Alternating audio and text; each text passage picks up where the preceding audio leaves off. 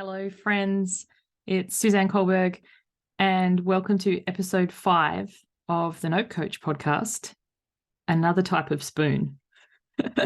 So if you listened to yesterday's episode 4, I spoke about when you've got no spoons. And then I kid you not, that day, my son comes home from school with a book called Spoon. And I was like, oh my goodness, talk about serendipity. So the book is called Spoon by Amy Rosenthal, and I cannot recommend it enough. It is a children's book, but there's lessons in there for adults as well. So spoiler alert, basically the main character of the book's called Spoon, and the main character's a spoon. Funny that. But the spoon goes through life and looks at the knife and is like, oh, I'd love to be a knife. A knife can cut things. A knife can spread butter. Oh, I'd like to be a fork. A fork can, stab into things. I'd love to be chopsticks. And as the book goes on, Spoon is looking at all these other utensils and wants to be them.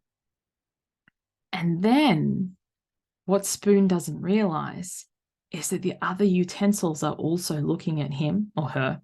I don't think Spoon has a gender, and wants to be them. Like Knife is like, oh, Spoon gets to dive headfirst into ice cream. And Chopsticks are like, Spoon gets to go to places on its own. And I think this is such a great metaphor, hence why I'm recording an episode about this. How often in life do we look to others and we want to be them, especially with social media?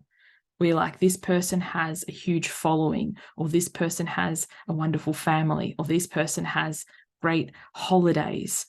And we do the spoon, as in we're looking at them and we want to be that. Yet we dismiss the sides of it the sides of us we don't even see, that they're probably looking in the same way. So a personal example of this, in the time of the pandemic, when we had the lockdowns, I remember saying to a friend, we were catching up on Zoom, as you did, because we were all locked down. And I was frustrated. I was exhausted. Like, people said lockdowns were great for introverts. I don't know who those people were, but I'm an introvert. I want to be alone, not with my family 24/7. And I love my children. I love them fiercely, but not 24/7. I remember saying to this friend how hard a time I was having and how I kind of wished I was her because she was single. See, this was my spoon moment, looking at my friend who's the knife going, I want to be you.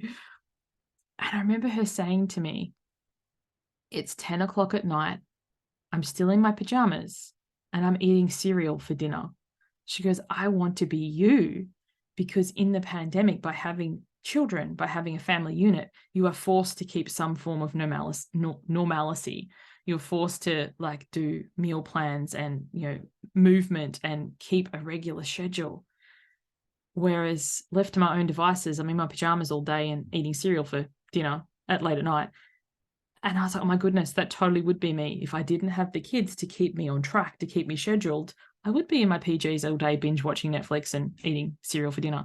So all this to say, where in your life are you acting like the spoon in this book, not the spoon of my previous episode, and looking to others? Do you look at somebody with a huge social media following and think, I want to be them, but not realize that they might have lots of following, but that doesn't necessarily mean they have lots of clients? Or are you looking at someone like an entrepreneur friend who's like, oh my goodness, I want to be you. I love the flexibility of working when you want to, of taking time off. And that same entrepreneur friend might be looking at you thinking, I would love the consistency of income that a 9-to-5 job brings. Like, entrepreneur, yes, freedom and flexibility, but also sometimes there's some quite dry spells that a lot of people don't talk about. Or are you somebody who, has children, who is longing for the downtime and the alone time of the single life, and that person with the single life is looking at the family and longing for that? And all of this to say that none of these things are bad or wrong or whatever. Like, we are humans. This is what happens. But also, when you're looking at something and seeing an image or a representation of it, you're looking at something on social media, you're only seeing part of the story. What what is the downside of that? So for me, one that I often see is people who are able to drop their kids with their grandparents because their family lives nearby. My family lives a couple of states away. But if I think about this from the spoon metaphor, it's like the gift, that the downside of that can be they drop in unexpectedly, or they're there all the time, or that they struggle with boundaries. So everything has ups and downs, checks and balances. It takes me into that, grass is always greener on the other side. And just that reminder to step back and have a look at what is the upside of the situation that you're in right now. What are the benefits that you don't see because you experience them day to day? Like, I'm sure Spoon doesn't realize that diving headfirst into ice cream is awesome because it does it all the time. But then when someone else points it out, it's like, oh, wow, I didn't even know. There's gold that we all have already that we overlook. I hope this has been helpful. I'd love for how do I say this? Words this morning. I'm still in the spoon story. I'd love for you to subscribe to the show, to share it with your friends, to rate and review, to help me get the word out. I would really appreciate that. This is me asking for, as the spoon, for other people to come up with their skill sets. Thank you so much for watching. Until the next one, or listening. Bye for now.